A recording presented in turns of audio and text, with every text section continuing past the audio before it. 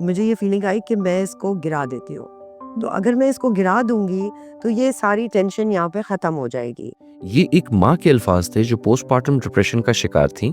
یہ صرف mood swings یا بری ماں ہونے کی نشانی نہیں، بلکہ ایک میڈیکل کنڈیشن ہے جو بچے کی پیدائش کے بعد 6 مہینے سے لے کر 2 سال تک کسی بھی ماں کو ہو سکتی ہے. ہر عورت اسے الگ طریقے سے محسوس کرتی ہے. کوئی اداسی محسوس کرتی ہے، کسی کو ہر وقت گلٹ رہتا ہے، اور کبھی کبھی خطرناک خیالات آتے ہیں جیسے کہ خود کو یا بچے کو نقصان پہنچانا. ڈلیوری کے بعد ماں کی زندگی میں سب کچھ اچانک بدل جاتا ہے.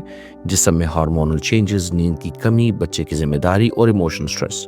اوپر سے لوگوں کی طرف سے دیا گیا سٹریس جیسے کہ بال گیلے نہ کرو، بچے کو ٹھنڈ لگ جائے گی، تم دودھ صحیح نہیں دے رہی تبھی روتا ہے.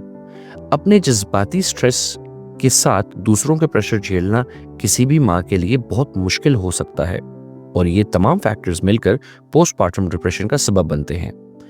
ایسے وقت میں پارٹنر اور گھر والوں کی سپورٹ بہت ضروری ہوتی ہے، اور ساتھ ہی کسی ایکسپرٹ سے مدد لینا بھی.